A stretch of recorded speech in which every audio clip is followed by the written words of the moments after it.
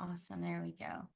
And so next up, I would like to introduce to you Jonna Anderson. Jonna Anderson is a person in long-term recovery since 2013. She became a CARES in 2019, and she has a passion for helping the community and for helping others who are seeking recovery from the challenges she once faced. Her goal is to meet people where they are and walk alongside them on their pathway to recovery and wellness. So at this time, Jonna, I am going to go ahead and turn it over to you. Thank you so much, Haley and Cassie, and I appreciate you guys giving me the opportunity today. Hey, CARES family and everybody in the recovery field, are y'all excited about recovery? Yes, ma'am. All right. I read in the chat that we have a whole lot of CARES in the house, so I'm CARES 34. Yes, 40 in the building. 36 is the best. Yeah, let's go on. What else we got? Come on, guys. 52. 47, 50, 47. 53 more. Okay. 43. 37. 21. 37. 21. All right, I'm looking for a lower number. Let's go. We got a 21. What else we got? 45. Come on, let's go lower than 21. Is A1 lower? 15. 15's in the house. All right, all right. Next. Anybody lower than 18? Hey, Suzanne. 18 all we 15. got? 15. 15. 15. Hey, Suzanne. Hey, Jonna. 15 in the house. 13. 13's in the house. Who's that? Okay. Who's that? I missed that. All right. So CARES 13. That's my favorite number. I was born on Friday the 13th, guys. Look at that.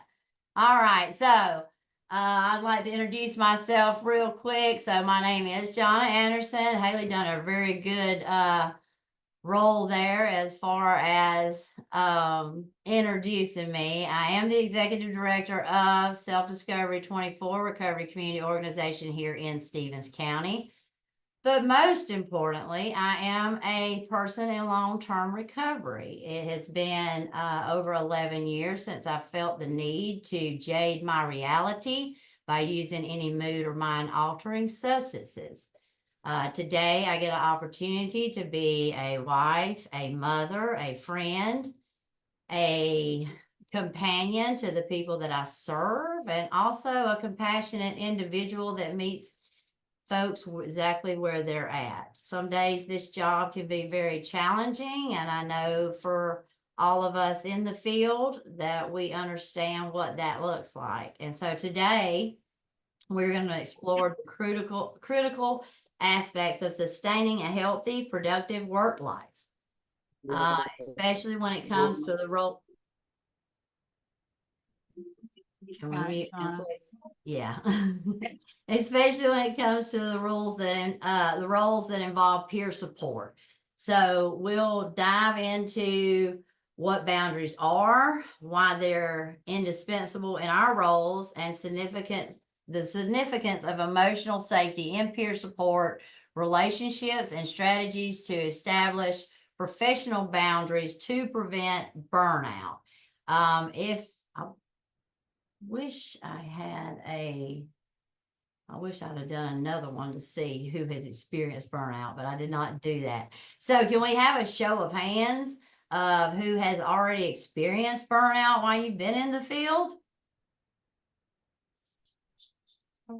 All right, all right. So all of us look like that this has been a progress that we have unfortunately had to experience through our professional lives. And I'm going to go ahead and start the PowerPoint today. And this is going to be on setting boundaries to avoid burnout, guys.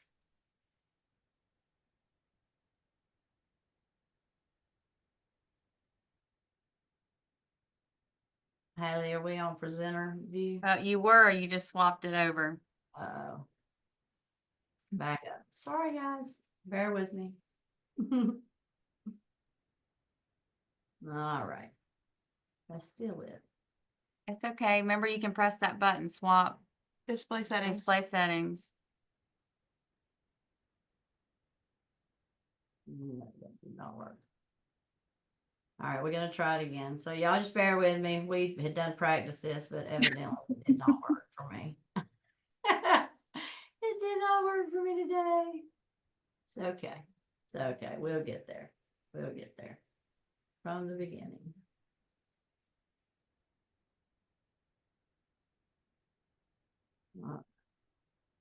Are we good now? Well, you're not sharing.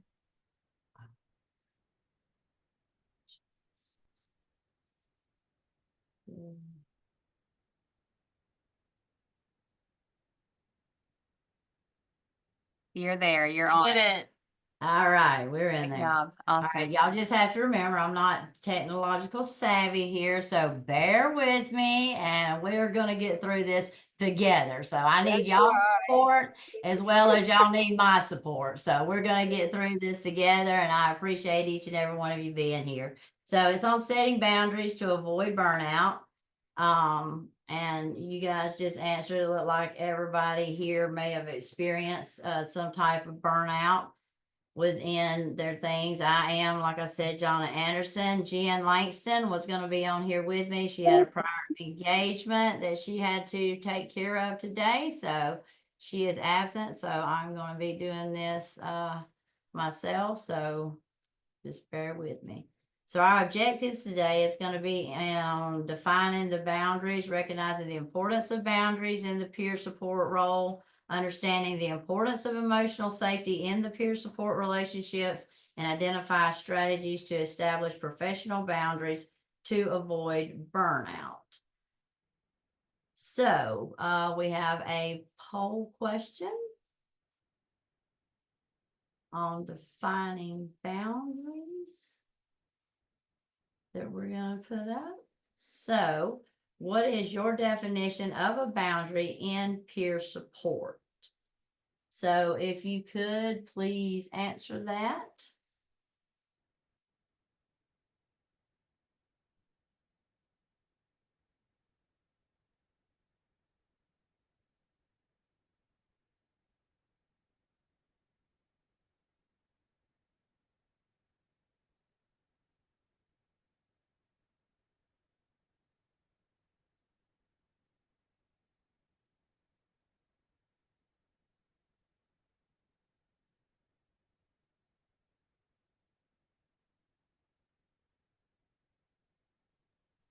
We will give y'all about 45 more seconds here.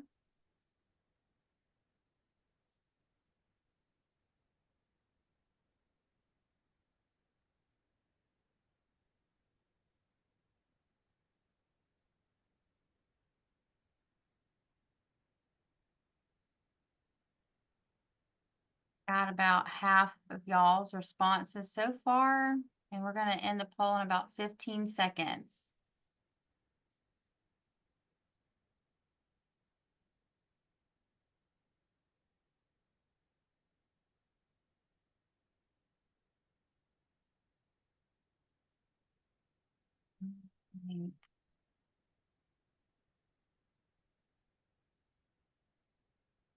I think that's it. Let's see here. So we had 35 people out of 45 present who participated in this. And we had a few different answers. Jonna, would you like me to share any of those that came Yes. through? Yes, please. So a few people said limiting communication with clients to work hours only. Somebody else said a line that, a line that separates empathy from sympathy. Creating a safe environment to have self-care on your own life away from peer recovery support. Clearly stating what I will and won't do, what is appropriate for interactions, and reinforcing those when the boundary is pushed. A non-negotiable thing. Taking care of myself first. A set of rules that set you as a do or not to do from other peers. limits and expectations, limits in how we engage, keeping it professional, not putting more energy into the person that you are helping, honoring my needs as well as others, to be able to protect myself and the peer, awareness of what I can and cannot control nor help with. Let me keep going. That was some good ones. That's some Yeah. really good ones. Yeah, I mean, how many you got left, you know? Well, I've just kind of been spot reading, but there is a few more, one more page of a few on it. So, not evading someone's right to guide their own recovery, respecting one another, sticking to tasks and responsibilities in line with my role and not those of others. Also ensuring my relationship with peers remain professional. I'm not a sponsor. Making sure to keep myself safe so that I can show up for my peers. Wow, that's a good one. Yeah, make sure I keep myself safe so that I can show up for my peers. So if I'm not taking care of myself, then how can I support my peers? I'm not able to. And so this is what this is going to be about today.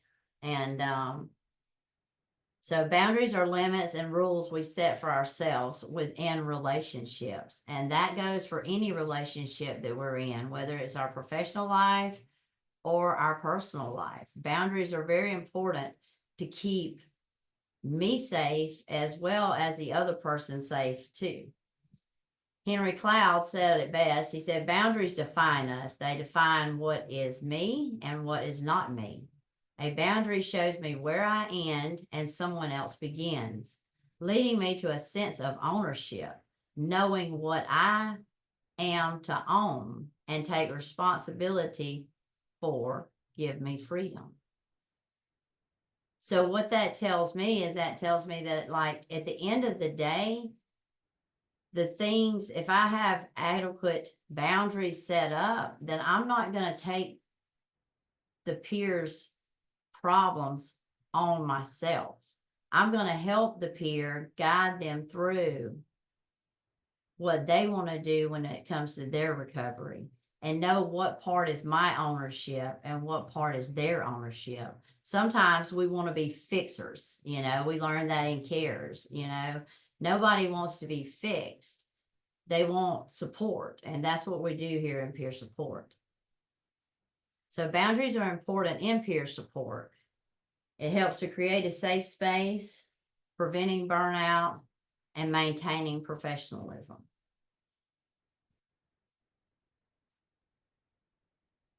How can we create boundaries with peers?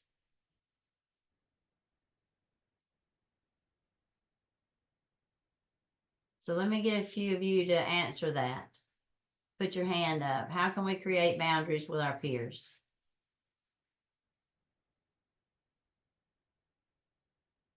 Y'all was told it's going to be interactive. Come on now. Don't be shy. Where's the Clearly stating our boundaries up front by letting them know what they are. Try to let them know what the helping relationship was like and what it's not. Right. Aligning the perimeters within the relationship is very important. You know, that way the peer Right. already knows where you stand and where they stand. Stephanie, I see your hand up. Having an open line of communication and being honest up front and not, going back and forth, because, you got to set firm boundaries and stick to them. Right. And that's a big one, is sticking to those boundaries and not allowing those to fall to the wayside. You know, I know for me, there's been times where I've tried to set a hard boundary and then I end up allowing somebody to cross it, and then I'm trying to figure out how to redirect that. So I have to be very firm in what I'm setting as far as the boundary goes. Reginald, you had your Well, hand one up? of the things, yes, good morning. One of the things I noticed, can you hear me? Yes, sir. Okay, one of the things I noticed in some of the places I've worked previously, that co-workers and peers, they have a tendency to get too involved in each other's personal lives. So I make it a point to be not antisocial or unfriendly, but I keep it limited to how much I let people interact with me on a personal level. That's a great boundary. That's a great boundary. So not allowing your personal life to interfere or come into your personal life, holding those boundaries when it comes to that, keeping your professionalism and your personal life separate. You know, we're taught to use our lived experience when it comes to working with other peers. But at some point, some of those things need to be kept, you know, in your circle. So thank you for that. Sally? I feel like the examples of the boundaries are very good, but also a good point to be made is to be consistent, to have consistency when setting those boundaries across the board. You know what I mean? Yeah, most definitely. Thank you, Sally. Well, Susan? Suzanne? To make sure that they're very clear and they're understood.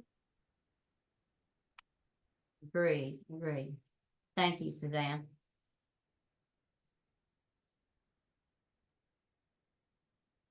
Oh, the slideshow stopped. It's all right. You can hit from current slide. And now switch displays. Again. It's all right. Now just go back to where you was.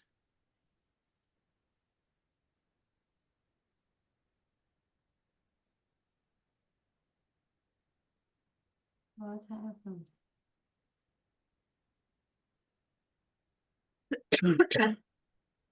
All right, that didn't work. So let's stop share. We will be right back with that in just a second. So who else has, how do you create that safe space?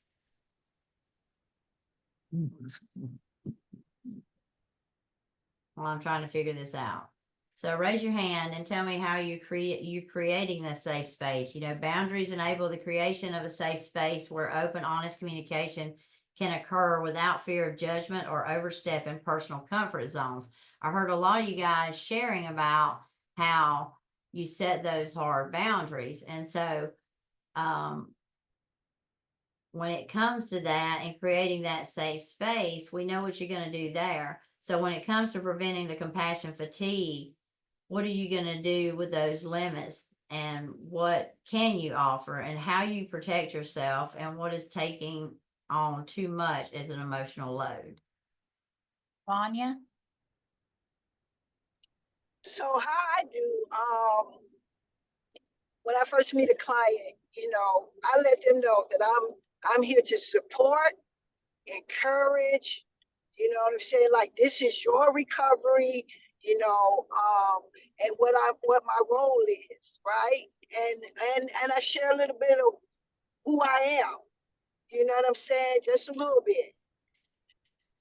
And I let them know, hey, this is your recovery.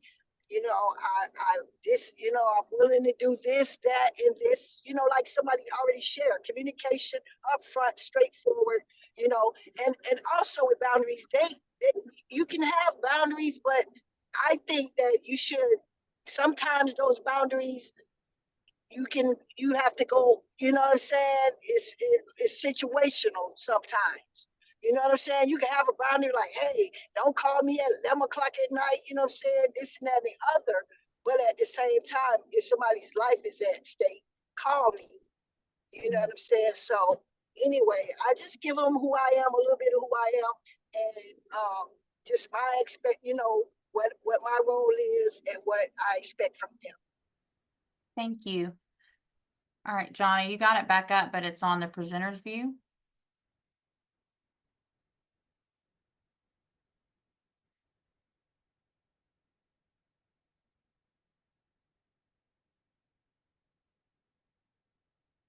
There you go. I see, Shelley, you got your hand raised. Johnny, you're muted. Hey guys, I'm Shelly and I'm a person in long-term recovery. I was just thinking about, it was very good what Zanya started with, and so what we do here, one of the things that we do is we talk about what those boundaries are and kind of like when we're available, how we're available to them. We have something that they go over called peer guidelines, where we kind of let them know what we are willing and we're not willing to do, and what the rules of our kind of like the rules of our organization are.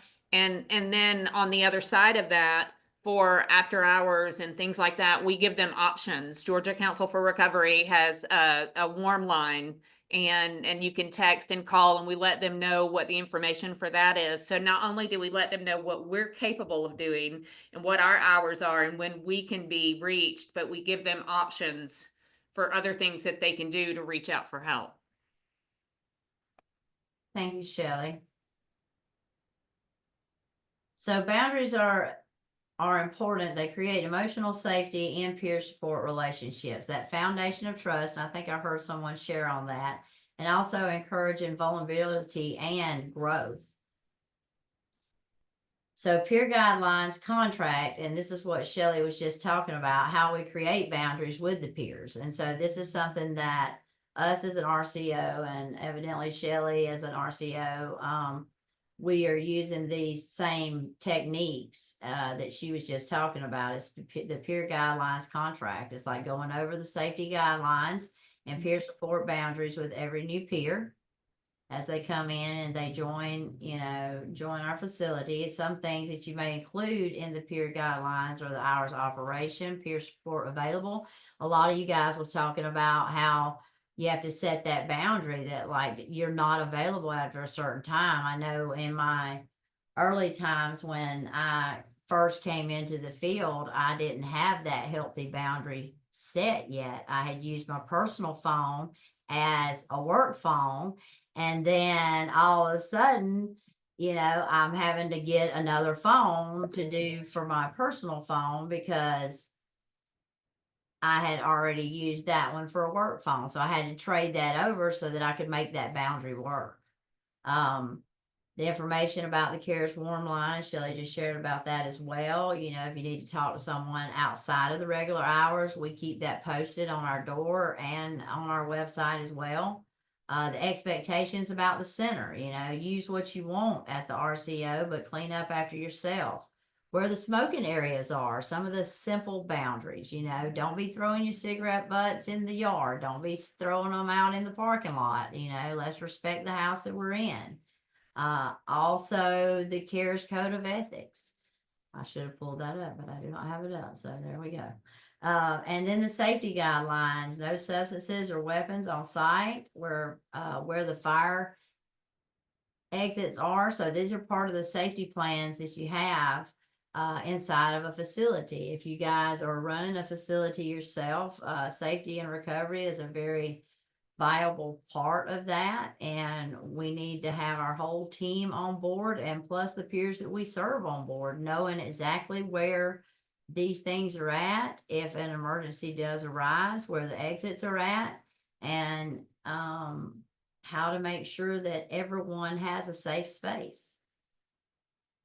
So strategies to Hey, establish. Donna, Yes, I got the CARES Code of Ethics pulled up if you want me to share it really quickly. go ahead and we'll read it.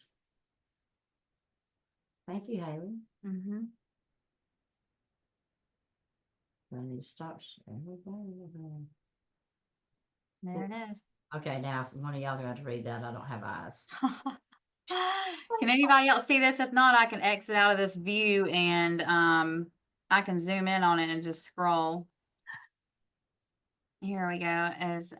There you go. Keep going. Keep going. All right. Is that better? Yes, there you go. All right. Okay. All right, So- Donna, take it away. So yeah, we definitely want to make sure we're following our behavior code.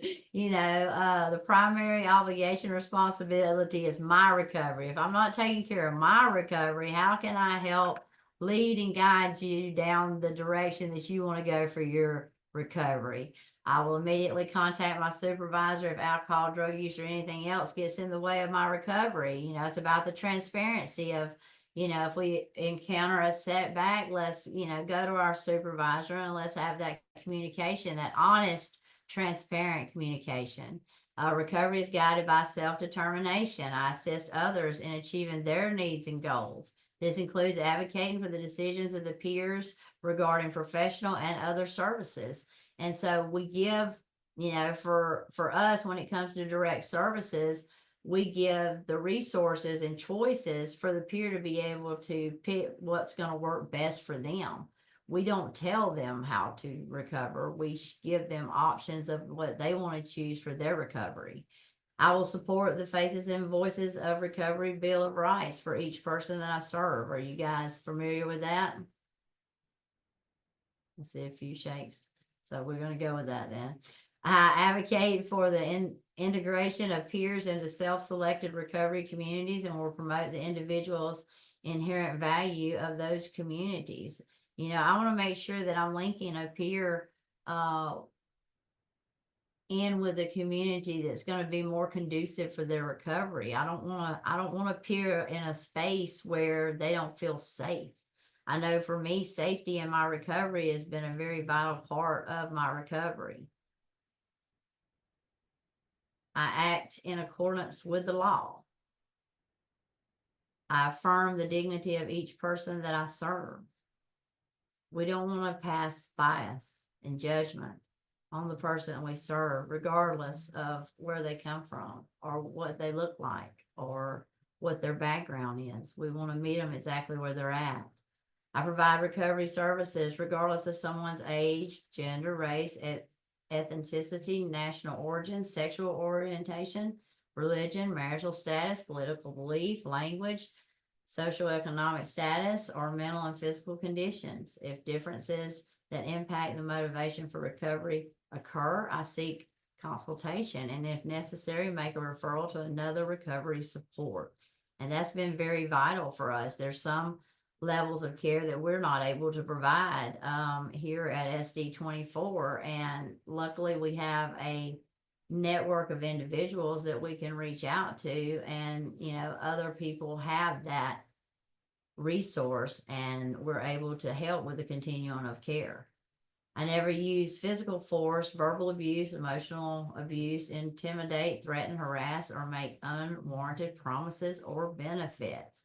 How hard is it when it comes to the ethics that when we want somebody to be successful and then we run into that barrier of the finances, and how hard it is when we're trying to reach out and find someone that may sponsor a peer to go to treatment.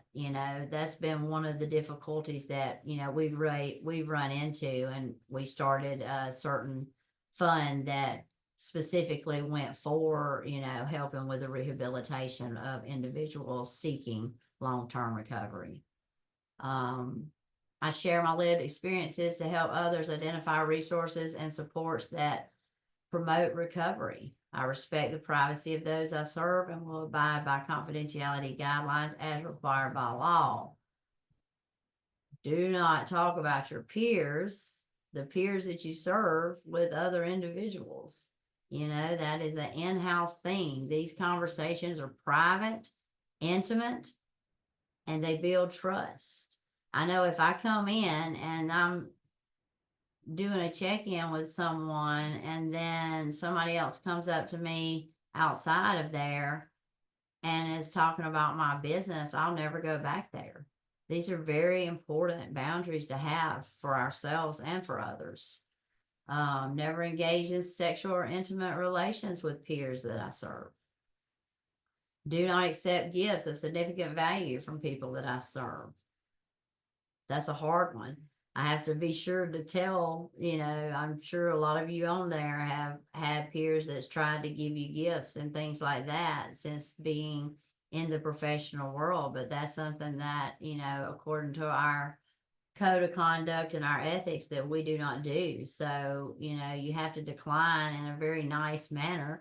And, sometimes the peer's offended by that, but that is a boundary that we have to have set, and it goes against our code of ethics to have that. Do not lend to or borrow from the peers that I serve. And I improve my recovery service knowledge and skills through ongoing education, training, and supervision as determined by the CARES program. Continuing education in this field is forever changing, and it continues to grow each and every month. You know, something new comes up all the time. That is something that I have to call some of my predecessors to get some feedback on those things. So strategies to establish professional boundaries and avoid burnout. Recognize your own limits, understand your emotional, physical, and mental capacities, about that self-awareness. You want to share your PowerPoint back? Yes. Sorry. You're doing great.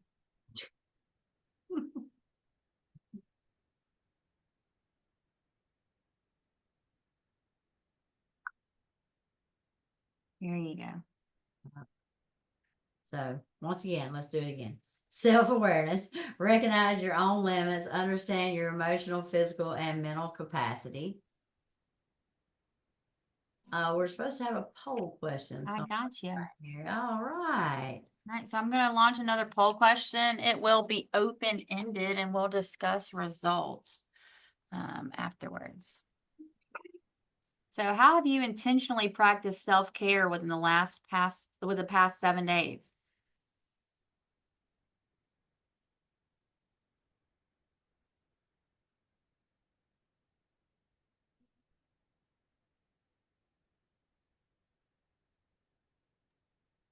And we can also have a show of hands as well, Haley, if you would like to have some people interact with us as well to share some of the things, maybe like 5 or 10, something like that.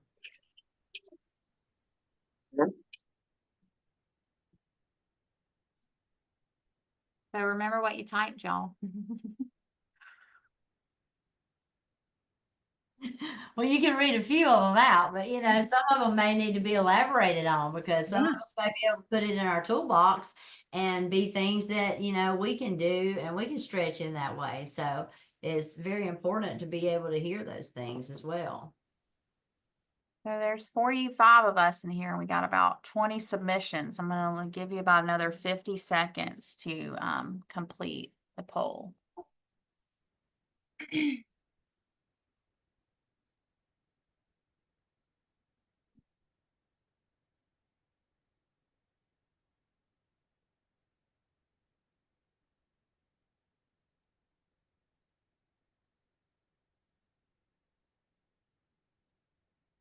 Also see Kira's 10 in the house, Miranda.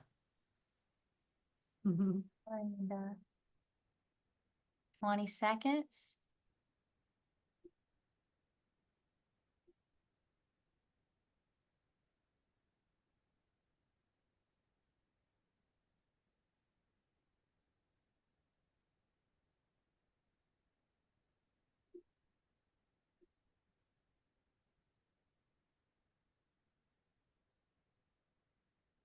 You click this open and I'll read out a few of them, and if y'all want to elaborate, I'm going to share a name, and I'm looking right now at Katie. Katie said she takes self-care Sunday every week. You want to share about that day, what that day looks like for you, Katie? Absolutely. It is a requirement. All of my jobs that I've ever worked, I tell them I need Sundays off. But if I need a meeting, I will go to my meeting at 9 a.m. Then I come home and I put my pajamas on.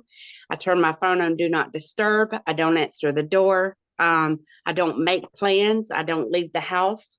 I do things that make me happy. That could be anything from like cooking and baking to spending time with my daughter. It could be pulling weeds. It could be organizing, because I like doing that kind of stuff. So that's how I spend every single Sunday. It is a requirement.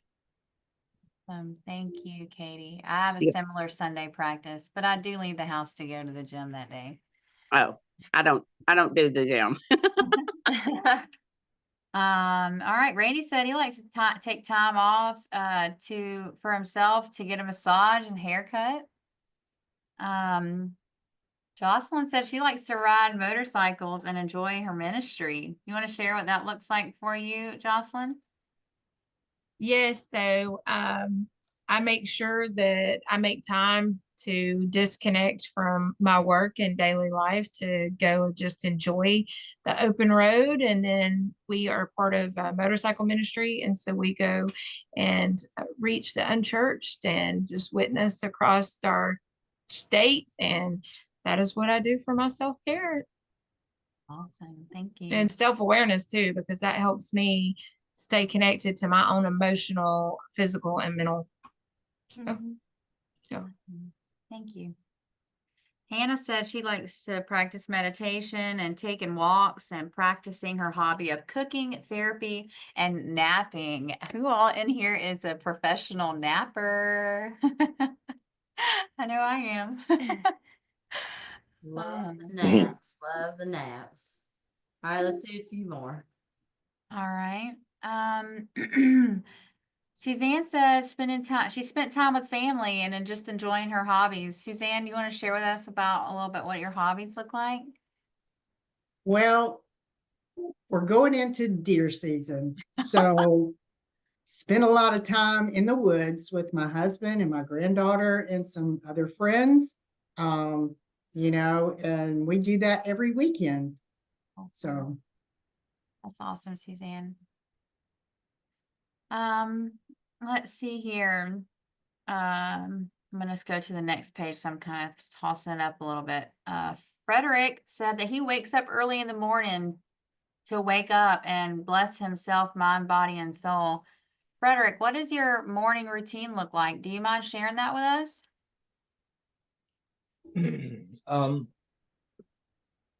Lately, it's been a consistent thing that I have a tendency to wake up sometimes between the hours of 3 and 5. Sometimes people call that the fourth watch of the night, when things are really silent and your mind, your body, and your spirit can really hear better as far as trying to touch base with a spiritual understanding of yourself and where you are in this universe and how to continue to grow and create beautiful fruit from out of yourself. So I'll have a tendency to wake up at those times. I'll either, study scripture or listen to audio books that, feed my spirit and allow me to begin to think differently or just think on a higher scale.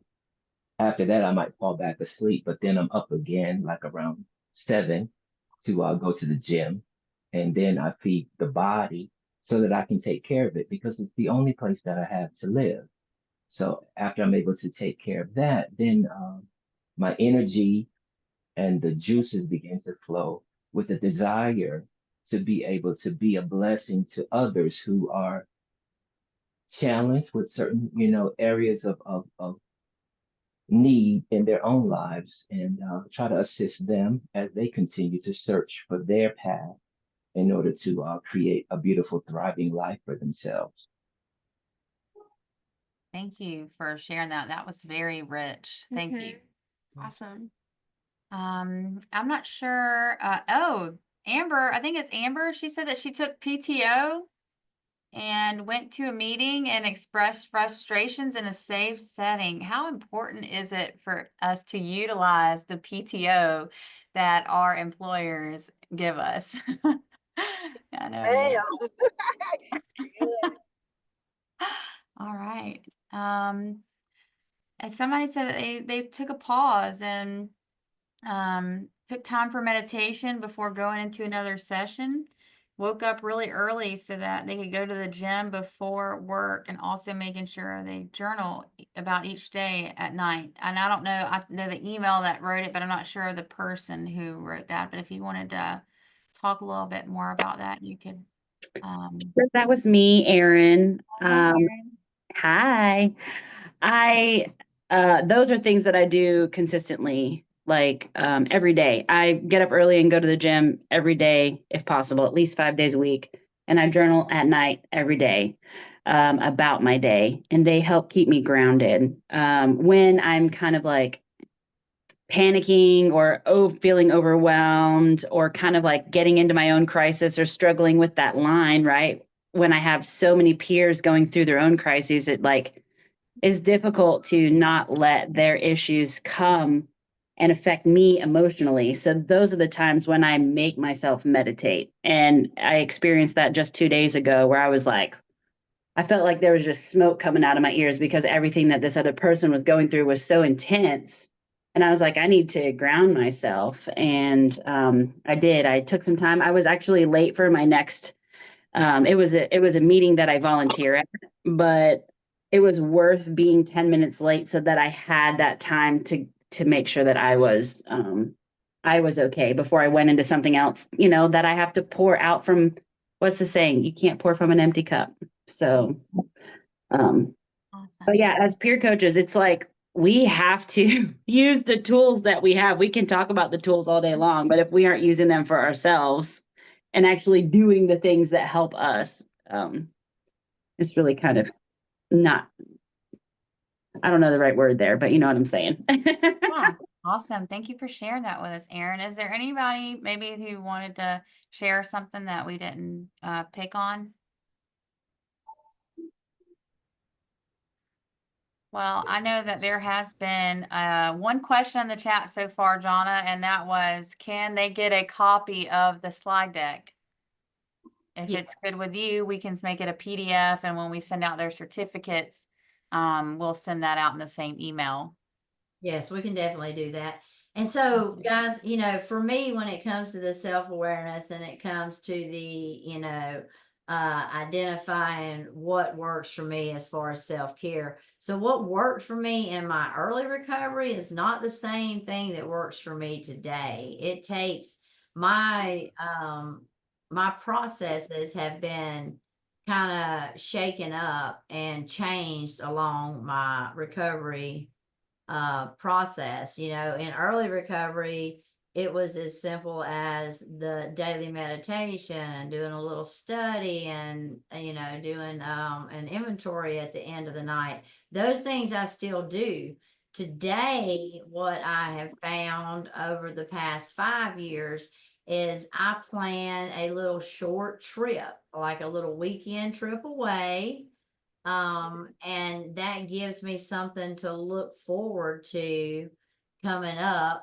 And then the hard work that I have to do, I already know that I have a time set aside for myself. And that's very important for me in my recovery and my self-care.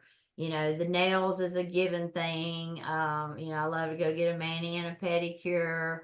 I love to go to the gym and work out. That was some of the daily practices as well. But I have to plan things to do. And usually a lot of them are revolved around recovery because we have a lot of recovery events that goes on throughout the year. But with that, I'm able to connect with individuals that I may have not have seen in a month or 2 months, because in our professionalism and in our life, we don't get together as much as we would like to. And coming together, every month or every other month and making that intentional plan is self-care. It kind of refills my cup. And so those are some of the things that I have to do to keep me grounded throughout my recovery. Miranda has her hand raised. Yes. Miranda? One thing that I found very important, I was trying to jump in earlier when Haley asked anybody if they wanted to share what they had put. I put down that I actually called my sponsor before I made a decision. And for some reason, people tend to think that when you get a lot of recovery time, that you just got everything down pat. And what happens is, I'll get so caught up in caring about other people that I forget to care about me. And when you talked about the basics, I learned early on the importance of, getting a sponsor, calling the sponsor and talking to that sponsor. But sometimes that's my best self-care that I may have for that week, because I stay busy all the time, is to actually, check in with somebody else, is caring about myself. Thank you for that, Miranda. Yes, that is definitely a good tool to use, is to check in with yourself physically, mentally, emotionally, and spiritually. I talk to my staff about that on a weekly basis. We sit down and we talk about how we're doing. You know, how are you doing in those aspects of your life? And, you know, I had to be very intentional when it comes to that, about checking in with myself, whatever that looks like. And if it looks like calling my sponsor, then it's calling my sponsor. If it looks like working with a sponsee, maybe that was what works for me. Gets me out of myself, but it helps me do something on a different level. So be explicit about your availability. So we're going to talk about clear communication. The next slide after this one is one of my favorites, and I still try to practice it to the best of my ability, but I'm not perfect on it. So let's get through the clear communication. Be explicit about your availability and your times. We talked about this a little bit earlier. If you work from 9 to 5, that's your availability. Like Katie was saying, you know, Sundays is on do not disturb mode. You know, I've found that in the afternoons when I get home, I just want to unplug completely. I put my phone on the charger and I try not to check it until it's time to go to bed. And I may pick it up, look at it, and, you know, be like, oh, well, that can wait, you know, but I just try my best to be intentional about that, especially now that it's fall time. I like to sit outside and, you know, kind of enjoy the inner peace that I get from the stillness outside and the leaves changing and the seasons changing. So be explicit about the scope of support you can offer. Another peer on here had spoken about, you know, their boundaries and where they were going to set those and be clear and concise about what they were willing to do and what they were not willing to do. And then be explicit about how and when you can be reached.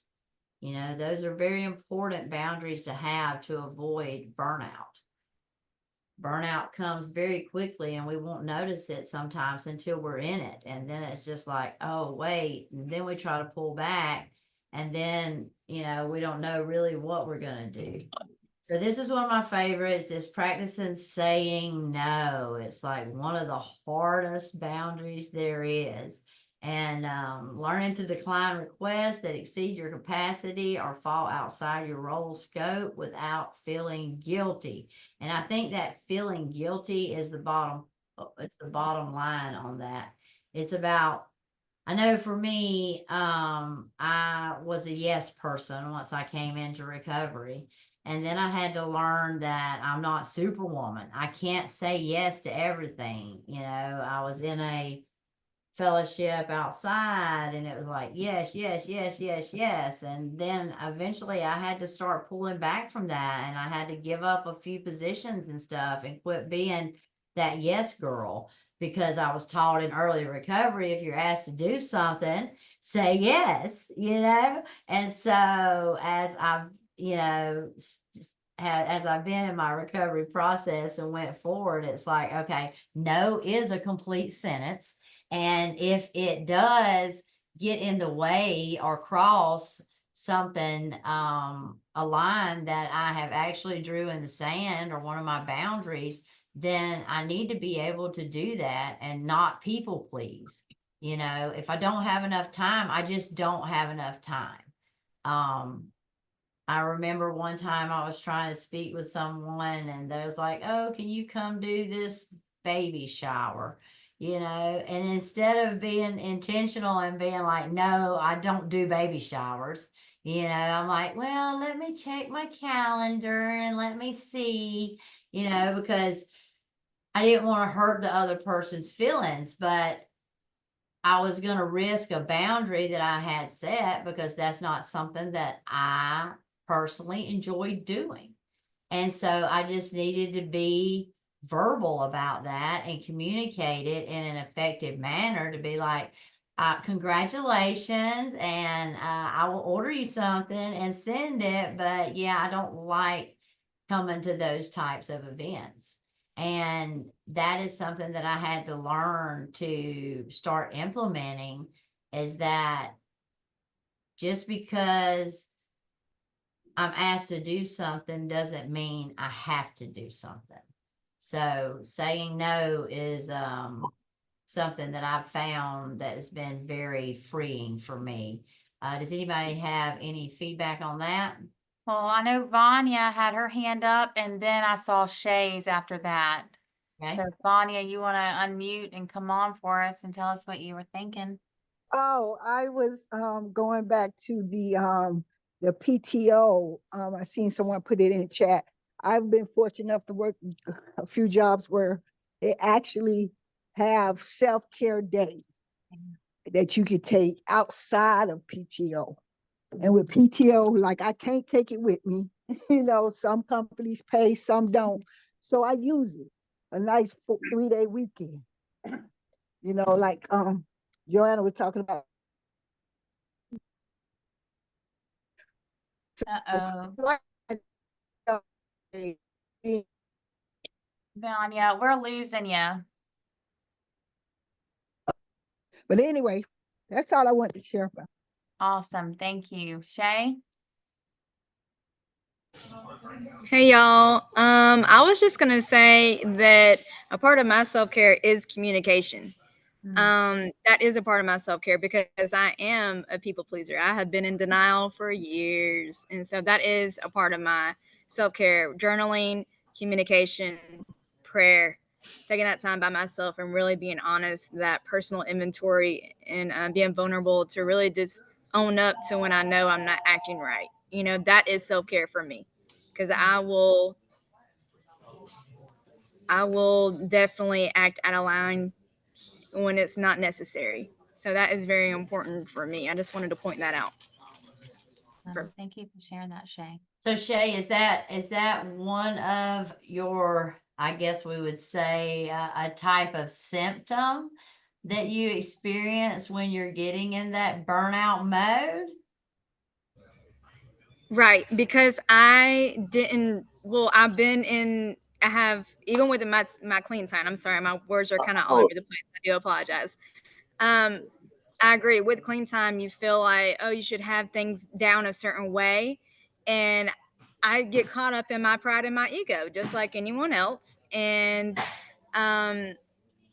yeah, and so I let my emotions get attached to situations, and I people please and don't say no, and I say yes, and I try to be a part of. And then when the situation comes about, I kind of am just like, I don't want to do it anymore, you know. So I have a tendency of letting people down, justifying, lashing out, pointing fingers, people pleasing, like it's all those things, and it all falls underneath communication. So that's why that is now a big part of my self-care. If I can't take care of myself and communicate what I have going on, then it's going to deflect in other situations and scenarios. And, you know, that's just my take. That's just within the last year or two. God is definitely opening my eyes and said, okay, child, wake up. So Thank you so much for that, Shay. That was very good, because like the part of that slide there that says without feeling guilty is part of that, you know, as Shay was sharing just then, you know, what I was thinking about was some of the shame and the guilt and the pride and the ego that all slips in at one time, and how, you know, those can encase us and embody us and make us. That's where some of the symptoms of the burnout comes in at. You know, it starts affecting my self-esteem. It starts affecting how I communicate with others. It starts affecting my workload. It starts affecting my time management. It starts affecting every area in my life if I'm not careful to pay attention and check in with myself and be intentional with that. So thank you for that, Shay. Anybody else?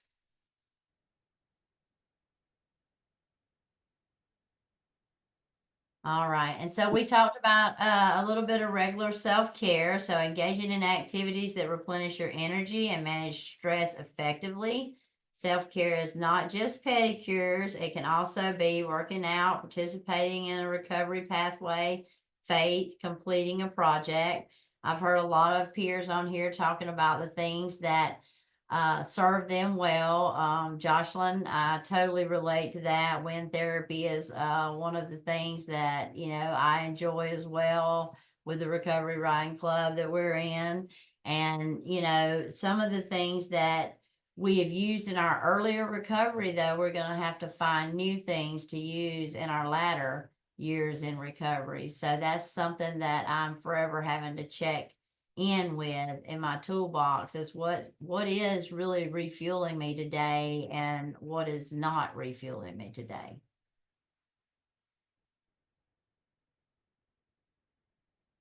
All right, seeking supervision for support. Regular check-ins with a supervisor or mentor can provide an opportunity to debrief and gain guidance on managing challenging situations. So, Cecilia, is that how you pronounce that? Yes, thank you. Hi everyone.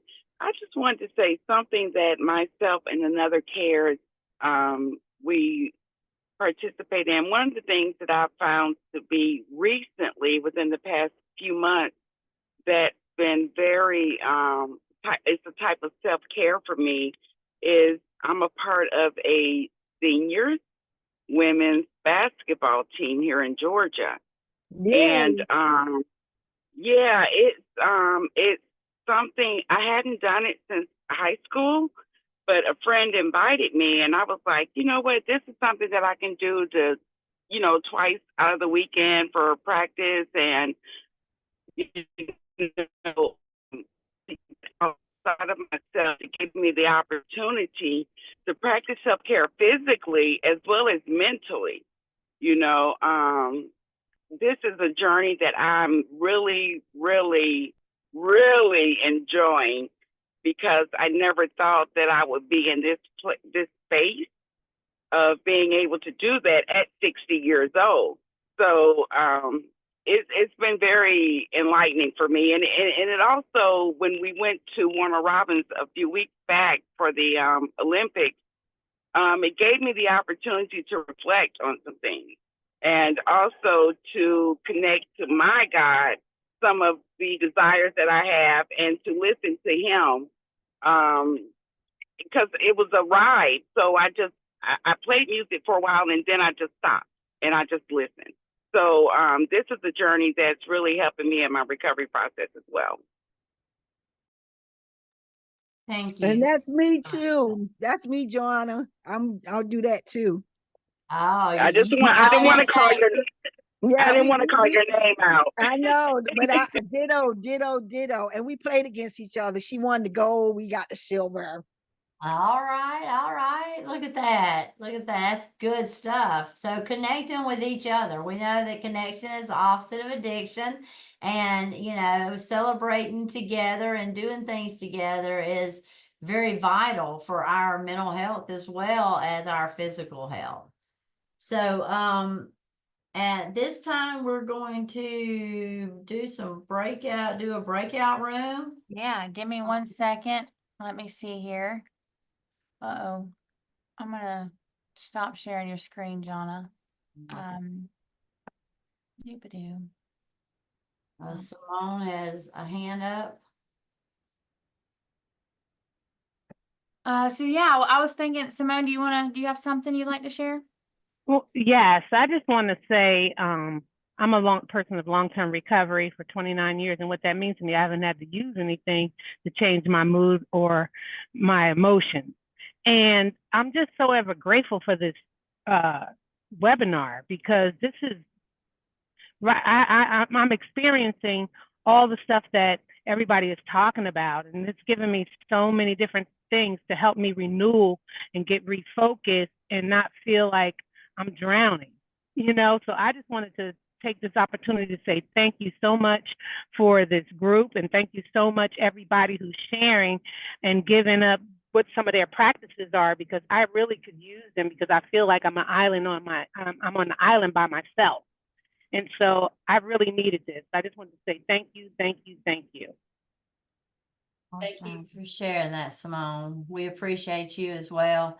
This is a hard topic, and a lot of people struggle with boundaries and burnout when they're in this field. You know, we get busy helping others and we don't work on ourselves anymore, and we're not taking care of ourselves.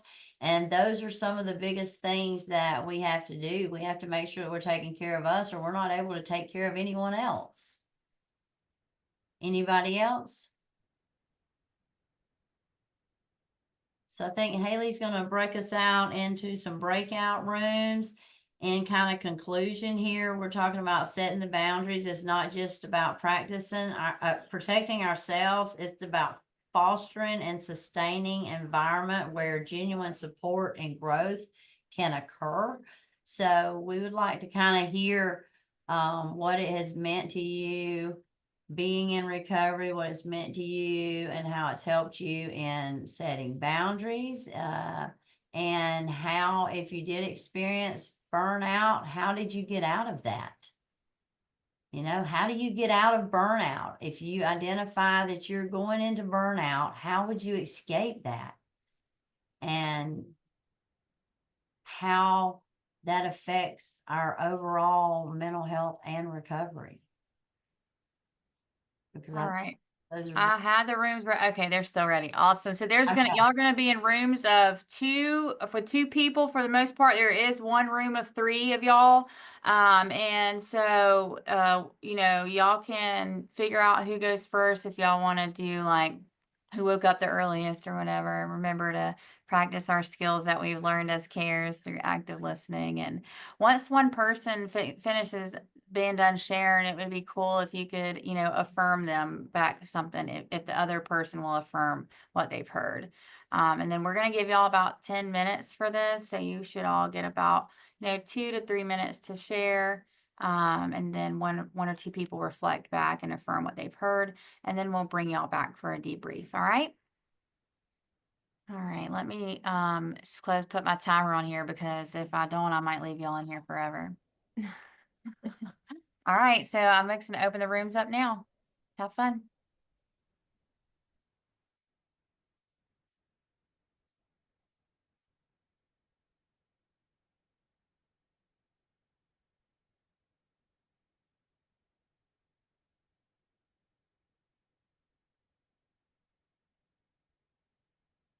See, some folks looks like they may be frozen.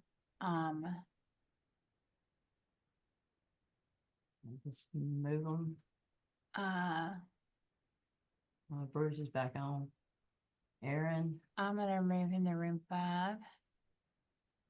September Grover. Some of them might not have their camera on, you know, so I'm looking to see if anybody. I'm gonna move her to room 3.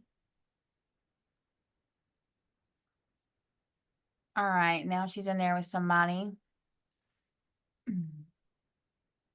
I don't think David is. Hey Joshua, are you wanting to get in a breakout room? Yeah, there was no one in the room that I was sent to. All right, sorry. Let me find you on here, buddy.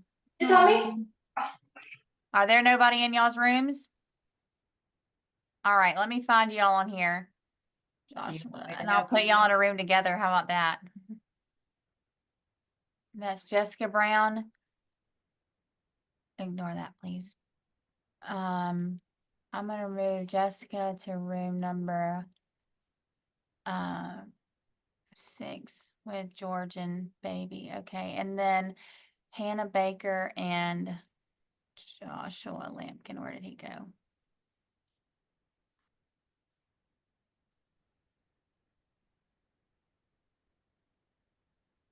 So I'm on my phone. It popped up with a room, but then I don't know what happened, but the room went away. Okay. Joshua, I just put you in a room. Okay. All right. Let me find your name again, Jessica. It's kind of hard to search for y'all when I'm like this. 1 second.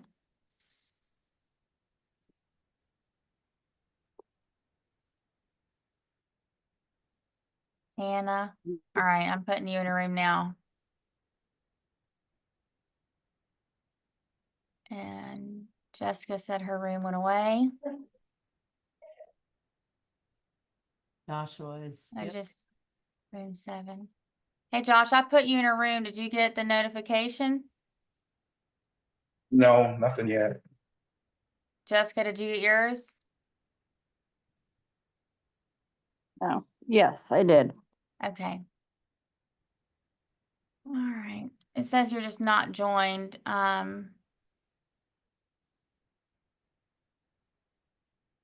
in part of room.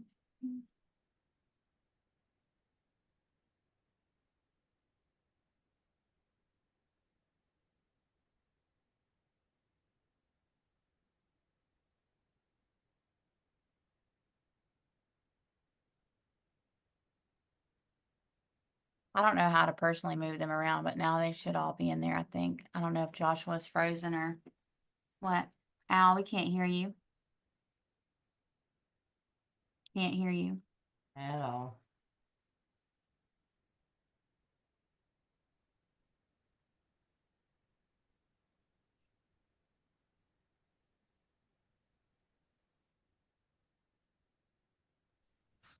Can you hear me now? Yeah. Okay. I didn't assign you because you were under as a co-host, so I didn't assign you anywhere. I appreciate it. Thank you. Mm-hmm. How's it going, Jonna? Good to see you. Good, Al. How are you? I'm good. I I'm went a little good. too fast, but you know, it is what it is.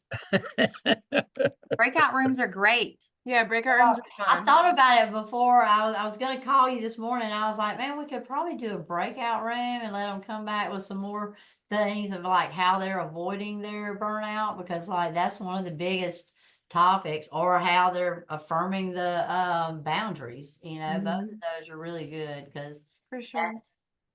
I mean, I work all the time, you know, luckily I have a TV and a couch in here, so I can just kind of like lay back and watch TV and just put my feet up sometimes, but then people's going to come in. So it's Yeah. like, we're not checking in. I'm off the clock, but if you want to sit down and let's just have a conversation, we can.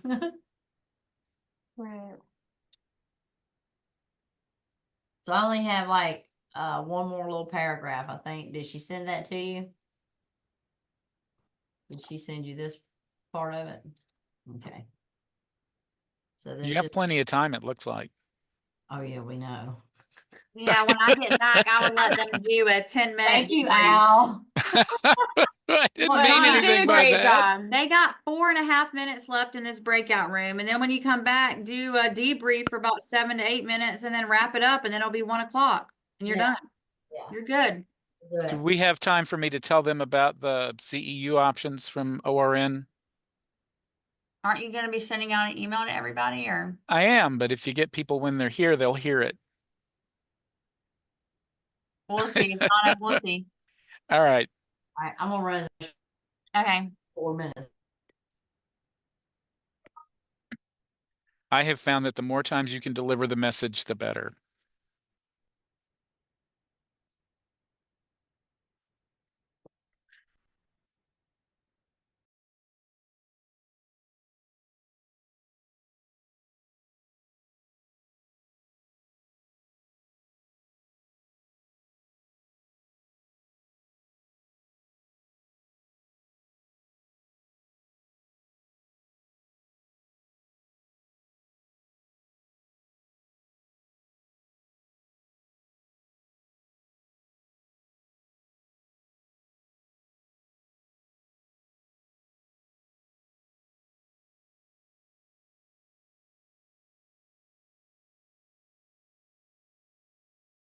Open back up.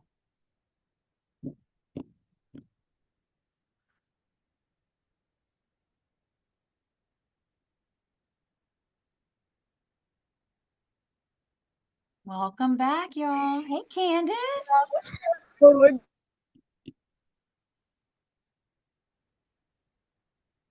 Welcome back. Everybody slowly loading in. Oh, here they all come. Welcome back, everybody. Welcome back. All right, Jonna, it looks like for the most part, they are all here. All right, guys. So if I could get maybe 4 or 5 people that are willing to share maybe what resonated with you or something that was very remarkable that come from your group. Remember the Vegas rules. Don't use anybody's name if your partner was not okay with you sharing the information. Vanna, I see your hand up. Vanya. Vanya. Vanya, but anyway, my partner, bless them, they're not in the field yet. They were a long time ago. They just been working a few days out of the week at a hotel, and you talked about, them being depressed and not really taking care of themselves because they've been in a depression. They have finally come out of that. They shared. I was impressed with the fact that they were still doing some things to take care of themselves that they didn't think was, and that was taking their medication and seeing their psychiatrist therapist. I was like, awesome. That's self-care, and so they shared something intimate with me. I was like, wow, no judgment, because I understand. And so they was talking about their step work, with their sponsor, that they need to get, rolling with that. So the biggest thing I got out of that though is, and I shared that self-care is all over. And she said that they're learning from this webinar so that when they do get in the field, they can, utilize what we've shared. But I tell you, we can utilize it anywhere, any job, any situation, any, self-care, period. So that's what I got. Thanks.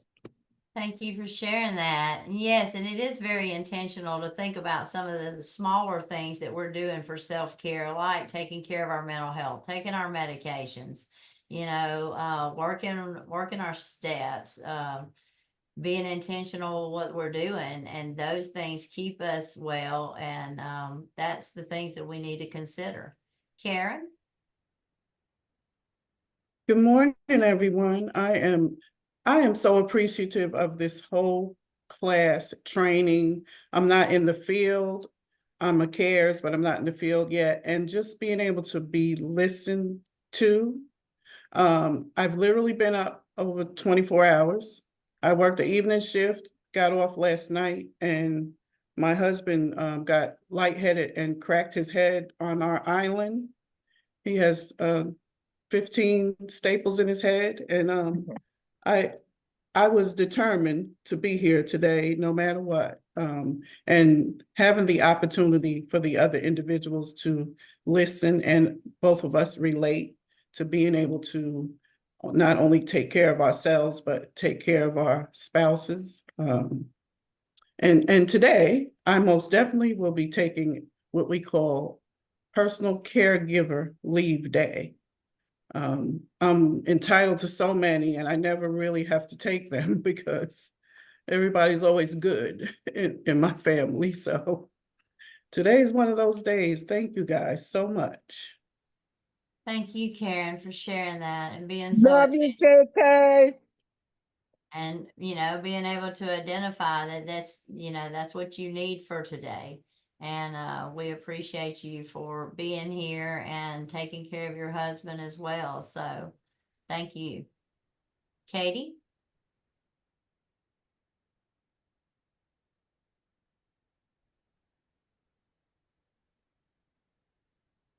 You're muted, Sorry. Kate. Okay, I finally found it. Yes. Okay. I couldn't find the unmute button. Anyway, something my partner shared that I really liked was that he works from home a lot. Like the majority of his work is done at home. So he has a hard time kind of separating the two, work and personal. But he also said that, his phone rings a lot, and he said he can choose when to answer the phone and when not to. And I really like that because like you can set boundaries with people and they're not always going to follow them. So it's up to you to like keep that boundary in place. And if you say it and say, okay, I'm at home, I'm not working. So I really like that. We got cut off before we finished. So I just enjoyed the conversation. That's it. Thank you, Katie, and we appreciate you. and your partner, for, putting that out there and talking about it, about how we don't have to answer every phone call that comes through. We can choose whether or not we have the capacity to have that conversation sometimes, or when we need to hand that off to another coworker to maybe take care of that for us, because sometimes we don't have that capacity to deal with some of the situations. But without checking in with ourselves, then we will never know. We have to be sure that we're checking in with ourselves regularly. Chantel?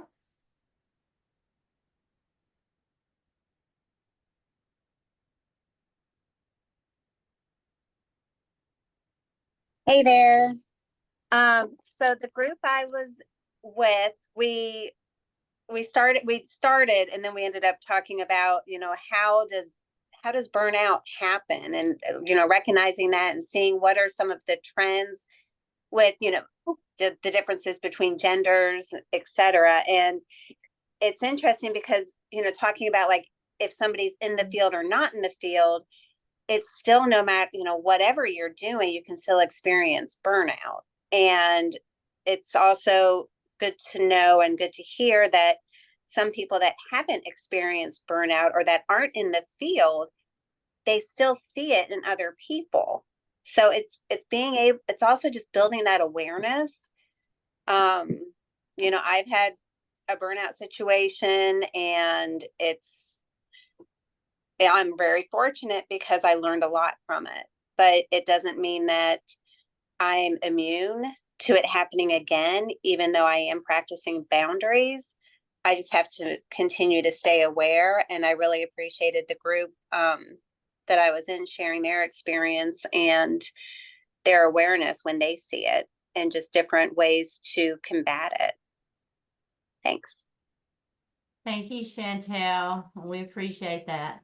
So as we're going to go ahead and conclude this webinar, let's be sure that we are committed to practicing self-awareness, clear communication, assertiveness, regular self-care, and seeking supervision when necessary as part of our strategy to maintain healthy professional boundaries. I'd like to thank all of you guys today for your attention, and we want to open up the floor now for any questions or discussions. We have just a few more minutes. Does anybody have any questions or discussions or anything they want to add to this training?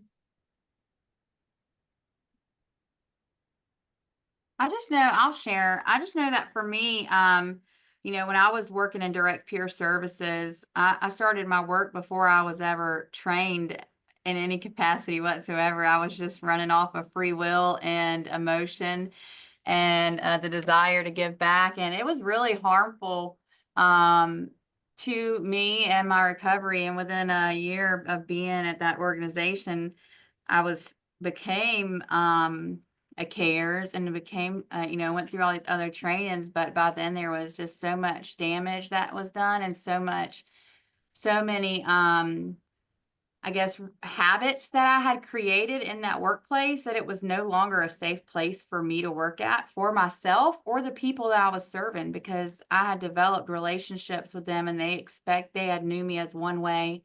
And then I became a CARES and was taught a different way, and was taught about boundaries and stuff like that. And I actually ended up having to make a hard choice. As much as I loved the work that I was doing and stuff like that, I had to make a hard choice to say, maybe this isn't where I need to be at anymore. And by doing that, I was able to create new routines and new habits and have healthy boundaries, and be able to really grow in my professionalism and in my recovery. Because I feel like everything we're doing, no matter if it's in our professional or our personal life, it all directly impacts who we are becoming in our recovery, in that lineage. And so I'm grateful that we get to have conversations about that, about self-care and about boundaries amongst ourselves, and spaces like this where it's safe to talk about. And so that way we can continue to find the support that we need as CARES and peer specialists. So thank you, Jonna, for doing this today. And really quickly, be on the lookout from an email from Alvin. He's going to be sending out an email that will have direct access to 3 webinars that will give you on-demand CEUs. And so he'll be sending that out. It'll be an email and there'll be a link. You will create an account. It's absolutely free, but the last 3 webinars we did, if you missed them live, you will be able to retake them at your own time, take a small quiz, and then get your CEUs for that as well. And so, yep. Blaine, I saw your hand up. Yeah, just real quick, what keeps coming to my mind is somebody early in my recovery told me never to say yes when I mean no, and never say no when I mean yes. And it's kind of like keeping my ego in check with my yeses and keeping my fears in check with my no's. That's it. Thank you for sharing. Thank you for that, Blaine. And ditto to what Haley said. Ditto, ditto, and ditto. Thank you. We got a few more minutes, y'all. Do we got one more person that has any thoughts or comments, feedback? I do. Okay. Sorry to keep talking. Because I just love this topic. So when I first got into recovery, I didn't know what self-care was, and I didn't do any of it. I was obviously in active addiction, and it was something that my sponsor had to work with me diligently on because I didn't know what it involved. And she said, sometimes self-care is not doing anything. Because, in my job, I'm obviously working around people all the time, and I'm very extroverted when I'm around people. But when I'm at home, I want my own time. Like, it's my time I need to decompress. So I think it's important to kind of, know that self-care can be whatever you need it to be. It doesn't have to, you don't have to do, I think Jonna said, pedicures or massages or therapy. It can literally be not doing anything. And it's super important to know that, because you don't have to spend money on self-care. You don't have to spend money to set boundaries, and no is my favorite word. So anyway, I really appreciate this training. Thank you, Katie, and we appreciate your feedback as well. Cheers 48, Katie. Hoo, hoo, hoo, hoo. And yes, no is a complete sentence, and it's okay to use that. Like I said, that was one of the hardest ones that I had to learn how to do, but that is working for me, and it's helping me to be a more healthy person, and helps me to stay well, to know my limitations.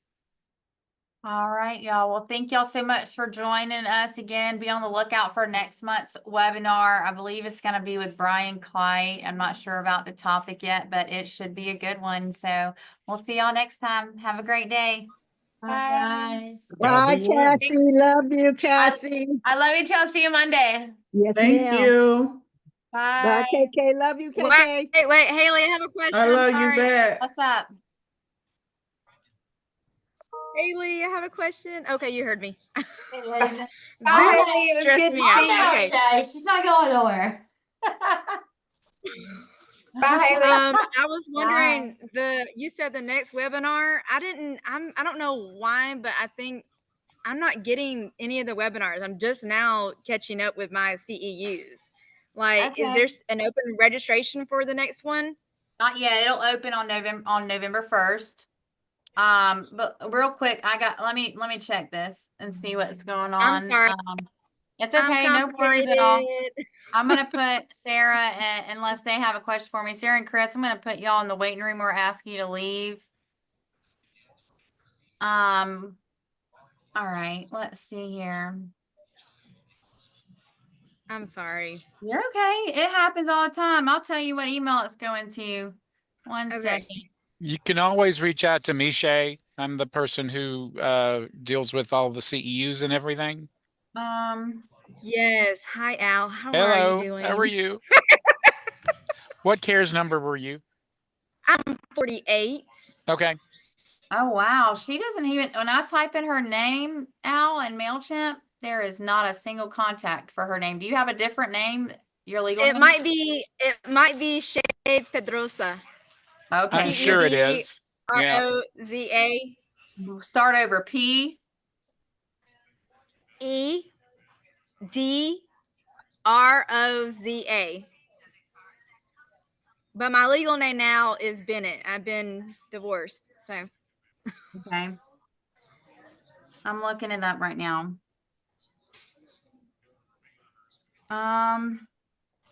So the email that it's going to is shaystrickland0710@yahoo.com.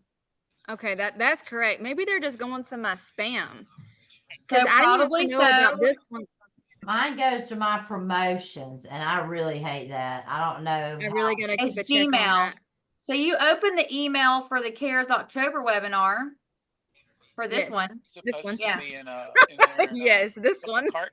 Okay. Yeah. Okay, but- I'll just keep. I'm gonna be at the Connect in November in Americas. Okay. So Yeah, so you're getting them a lot of times with Gmail, they do go to promotions folders. So Yahoo, but what'd be smart is if you got all of our emails, which all of our emails are the same except for the first part, like Haley@gc4recovery.com and then or .org, and then it's Alvin and then Cassie and then Reggie. But I would save all of those emails to your contacts. That way they won't go to your spam or any other folder. Okay. All right. Okay. So there's another webinar. Okay. Yes, 'cause and I Al's gonna be am sending like- out. Al's gonna be sending out another email that will have for the past 3 webinars that we did. I'm probably You're gonna gonna do be that. able to take them at your own leisure, take a 10 answer quiz, and then get your own certificate. Cool. I appreciate